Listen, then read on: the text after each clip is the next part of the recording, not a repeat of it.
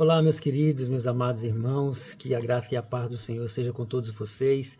Estamos aqui em mais um dia de meditação nos Salmos, essa nossa caminhada em busca de nós nos relacionarmos mais com Deus através da sua palavra. Temos pegado o início dos Salmos, desses cânticos, desses louvores que na verdade trazem para nós muitas lições e lições práticas para o nosso dia a dia, para a nossa vida cristã, que vai muito nos ajudar no nosso desenvolvimento rumo ao conhecimento de Deus. Amém?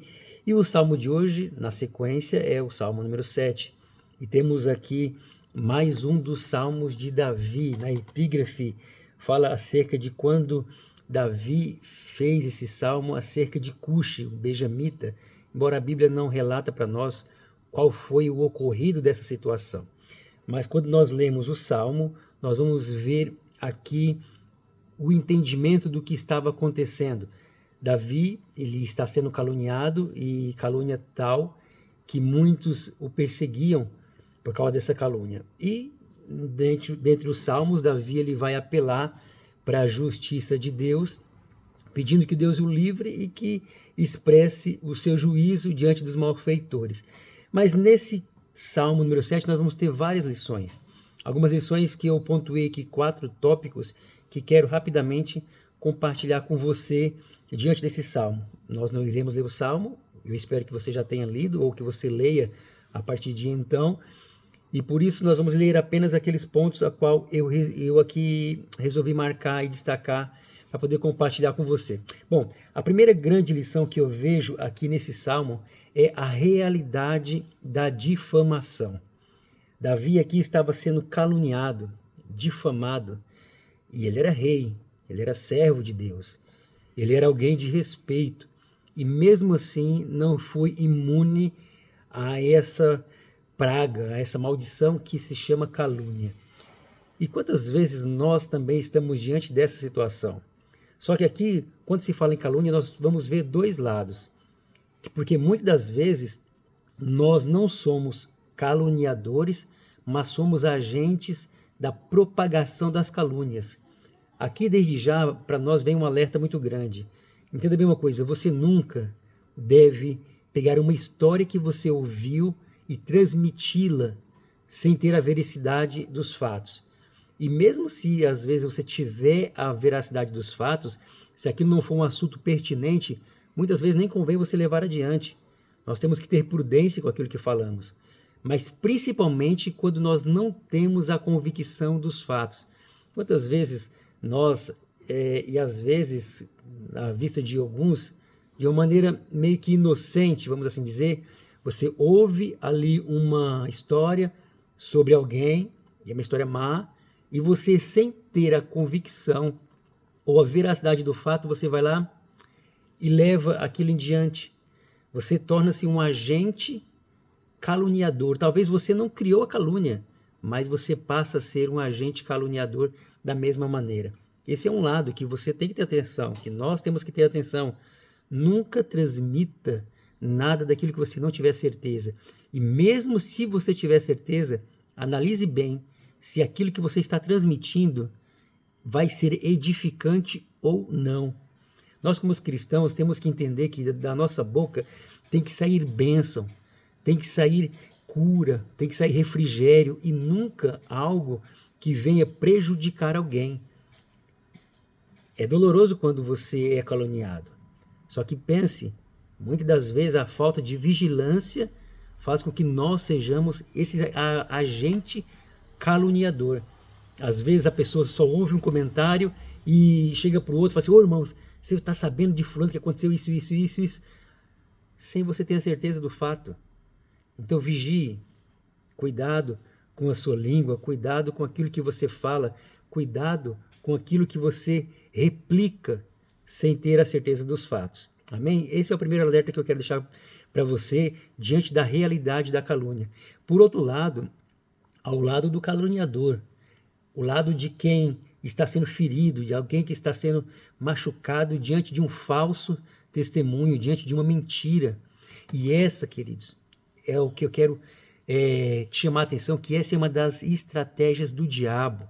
O diabo sempre vai tentar nos caluniar, ele sempre vai tentar fazer com que pessoas levantem contra nós falso testemunho, coisas que não são verdade. Sabe por quê? Porque quando você é acusado de algo que você não fez, você tem tendência de buscar a justiça própria. Preste bem atenção nisso. O Salmo de Davi aqui, Davi está sendo caluniado injustamente. E você vê que ele não vai buscar a justiça própria. E às vezes o diabo quer fazer isso conosco. Ele nos levanta calúnias, levanta contra nós falsos testemunhos para nos fazer buscar a justiça própria, para nos fazer buscar confusão, para nos fazer buscar, sabe, dissensões. Não faça isso. Aprenda com Davi. Quando isso acontecer com você, eu digo quando porque é quase que inevitável que isso um dia aconteça. Talvez não está acontecendo no momento, mas pode ter certeza, mais cedo ou mais tarde alguém vai levantar contra você uma calúnia. E qual vai ser a sua atitude? Você vai lá tirar satisfação? Você lá vai buscar razão própria? Você lá vai buscar a justiça própria? Entenda bem, Davi aqui ele nos ensina que nossa justiça não é buscada com as nossas próprias mãos. Nossa justiça ela vem de Deus. E a primeira coisa que eu vejo aqui referente é essa, a existência das calúnias. E isso eu quero pontuar essas duas situações. Nunca seja você o caluniador ou o propagador da calúnia, mas também nunca busque justiça própria quando você é o caluniado. Faça como Davi, buscou a justiça de Deus para a sua calúnia, para os problemas que ele estava vivendo. Essa é a primeira lição que eu quero compartilhar com você. A existência da calúnia é inevitável. Então, cuidado. Não seja propagador e também cuidado. Não busque justiça própria quando você for a vítima, tá bom? Segunda coisa que eu vejo nesse salmo aqui, está aqui no versículo 3, 5 e 8, que diz o seguinte: ó Senhor, meu Deus, se fiz isso, se há culpa nas minhas mãos. O 8 diz o seguinte: julga-me, ó Senhor, conforme a minha retidão e conforme a integridade que há em mim. Sabe qual que é uma arma, e posso assim dizer, desde já, um escudo contra as calúnias? É a boa consciência limpa. Entenda bem uma coisa, terrível é quando nós temos a consciência pesada, quando às vezes as nossas atitudes nos condenam, porque por muitas vezes as pessoas estão falando mal, estão disseminando veneno, só que a pessoa é culpada. A pessoa tem realmente culpa no cartório. E às vezes é difícil você, quando você tem culpa no cartório, você dormir com uma consciência limpa. E a palavra do Senhor em 1 Pedro 3,16, ele fala assim, olha, tendo nós uma consciência limpa para naquilo que falam mal de nós, eles fiquem confundidos. Então o aspecto que nos defende da calúnia é o quê? É ter uma atitude reta, ter uma vida reta, ter uma consciência limpa, ou seja, vigie com aquilo que você faz, não dê cordas para que o diabo venha te laçar, porque muitos de nós estão amarrados por causa das próprias cordas que deram para o diabo. Às vezes não vigiamos com a nossa língua, com as nossas atitudes, com o nosso exemplo, e as pessoas pegam as nossas falhas e usam para depois como arma contra nós. E o salmista aqui, ele mostra que ele tinha uma consciência limpa diante da situação. Tanto é que ele fala o seguinte, ó, Senhor, se eu fiz isso, ou seja, está querendo dizer, ó, Senhor, eu não fiz isso. E ele começa a dizer, ó, se paguei mal quem tinha paz comigo, se. No 8, ele diz, Senhor, julgue-me conforme a minha retidão. Aí eu te pergunto, será que nós podemos, diante das nossas calúnias, falar, Senhor, julga-nos conforme as nossas retidões, julga-nos conforme as nossas ações?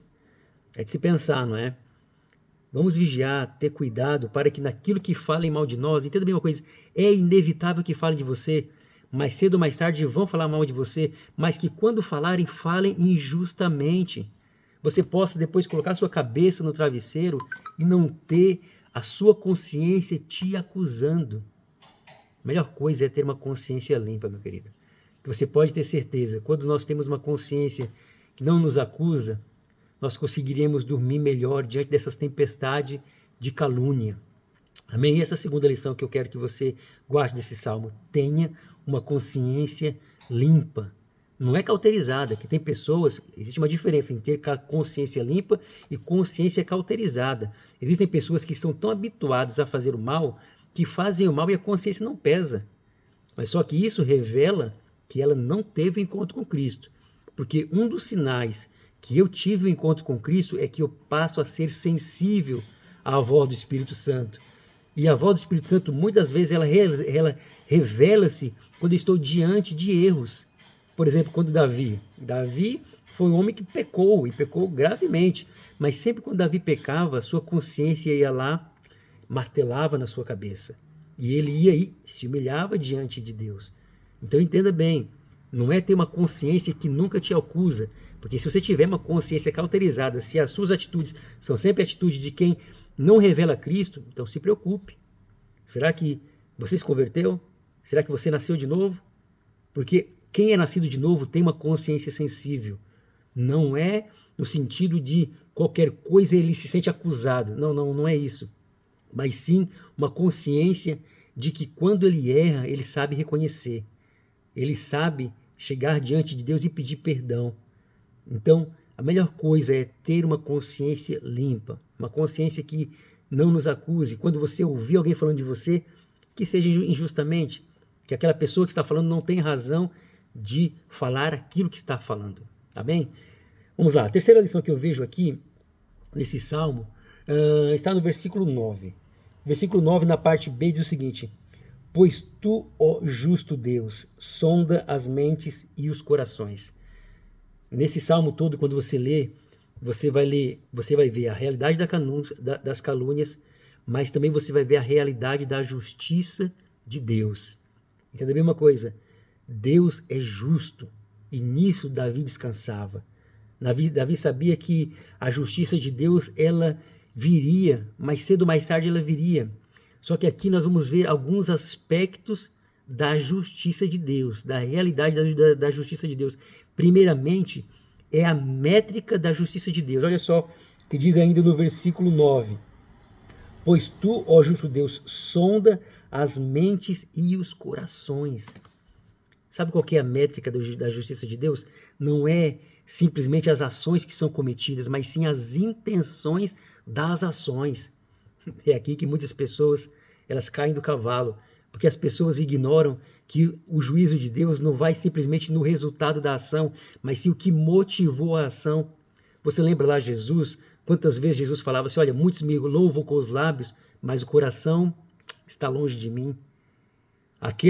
Aquele publicano que chega diante do templo batendo no peito, buscando justiça própria. Ó Senhor, eu não sou como esse publicano, no caso o fariseu, né, que fez isso. Eu não sou como aquele pecador, eu dou dízimo, eu faço isso, faço aquilo. E Jesus disse que no final das contas, o publicano, que era pecador, que chegou com humildade diante do Senhor, foi ele que foi justificado. Entenda bem uma coisa, antes de julgar as ações, Deus olha para as intenções das ações. Isso para nós é algo muito sério, porque muitas das vezes pensamos que é só o resultado que Deus analisa. Não. Deus ele julga, é o coração que gerou a ação. E Davi traz para nós aqui isso muito claro, pois ele diz: Senhor, tu sondas as mentes e os corações, não é as atitudes. Meu querido, isso é muito sério. Nós temos que pensar qual está sendo a motivação das nossas ações, porque a justiça de Deus é baseada nisso. Ainda seguindo acerca do aspecto da justiça de Deus, no versículo 10, nós vamos ver aqui, nós vamos ver a imparcialidade da justiça de Deus, porque diz o seguinte: olha, o meu escudo está em Deus que salva os retos de coração. Sabe uma coisa que nós vamos ver? É que Deus, ele é imparcial. Ele salva os retos. Não é aquele que parece ser reto. Não é aquele que parece ter boa atitude. Ou seja, a análise dele vai pelas intenções do coração, e aqueles que são considerados retos, esses por Deus são livrados. É interessante nós vemos que a métrica de Deus é diferente da nossa. Às vezes nós só julgamos a aparência, mas Deus não. Deus ele julga a intenção do coração. Nós vamos ver outra coisa aqui também, já seguindo no versículo 12, porque ele diz o seguinte, olha, se o homem não se converter, só essa parte do versículo 12 inicial eu quero pegar com você.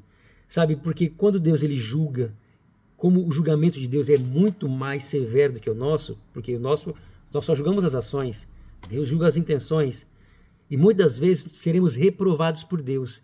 Mas só que sabe o que eu vejo de lindo aqui? É que Deus sempre dá para o homem a oportunidade de arrependimento.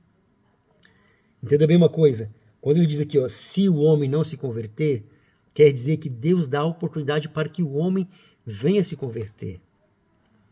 Entenda bem, meu querido, se você foi o caluniador, ou se você realmente errou, está vivendo o efeito dos seus erros através das calúnias, há espaço para arrependimento, há espaço para uma nova atitude, para mudança de atitude. Porque quando o homem se arrepende, por mais que ele seja digno de condenação, ele experimenta a misericórdia de Deus. Amém? Então que você vai entender que a justiça de Deus ela é manifesta de uma maneira muito mais profunda do que aquilo que nós pensamos. Ela vai nas intenções, mas sempre também há oportunidade de mudança, a oportunidade de arrependimento. E outro aspecto que nós vamos ver da justiça de Deus é ainda no versículo 12 mesmo, que é a segunda parte. Na primeira parte diz, se o homem não se converter, aí na segunda parte diz, Deus afiará a sua espada, armado e teso está o seu arco. Sabe qual que é aqui o aspecto da justiça de Deus? É que ela um dia será executada. Às vezes as pessoas olham e dizem, mas Deus é amor. Sim, é verdade. Deus ele não ama, Deus ele é o próprio amor. Mas a própria Bíblia também que diz que ele é o fogo consumidor. Há um aspecto da justiça de Deus que às vezes as pessoas ignoram, é que ela será executada. Antes da execução da sua justiça, há espaço para arrependimento. Só que se o homem não se arrepender, a justiça de Deus vem. E duro é para o homem cair nas mãos do Deus vivo. Entenda bem uma coisa, o amor de Deus não anula a execução do seu juízo. O amor de Deus faz com que você tenha acesso à oportunidade de arrependimento, de misericórdia. Porém, quando o coração do homem se endurece e não há lugar para arrependimento, virá o juízo. Você pode ter certeza disso, meu querido. Então, não se preocupe, as pessoas estão te caluniando. Deus, o justo juiz, está de olho. E se elas não se arrependerem, o juízo virá. Agora, se é você que está do lado oposto, se arrependa. Volte a Deus enquanto pode. Se arrependa das suas atitudes para que não venha sobre si o juízo de Deus. Amém? E o último aspecto que eu vejo desse salmo, e até comparando com todos os outros que nós temos estudados até o momento, é que sempre nós vamos ver em Davi as mesmas atitudes, ou seja, ele sempre começa colocando tudo nas mãos do Senhor e termina com louvores a Deus. Essa é a última lição que eu vejo desse salmo, que eu quero que você guarde no seu coração. Independente da situação, meu querido, coloque nas mãos do Senhor, sabe? Coloque em oração, despeje tudo nas mãos do Senhor, confie que Deus cuida de você. Não seja o seu auto-juízo, o executor da sua justiça, não.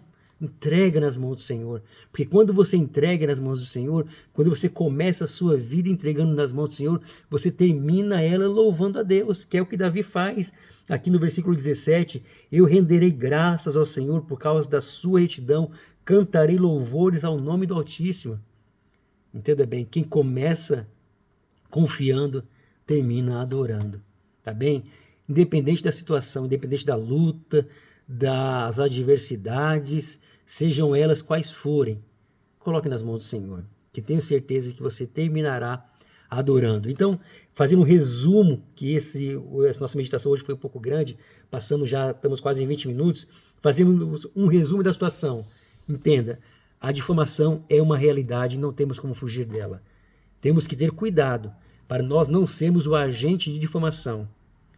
E outra, quando nós somos o alvo, Entenda bem uma coisa, é inevitável que fale de você, mas não seja você o executor do juízo. Não. Não seja você o juiz. Entregue nas mãos do Senhor. Só que fazendo isso, nós temos que procurar ter uma consciência limpa.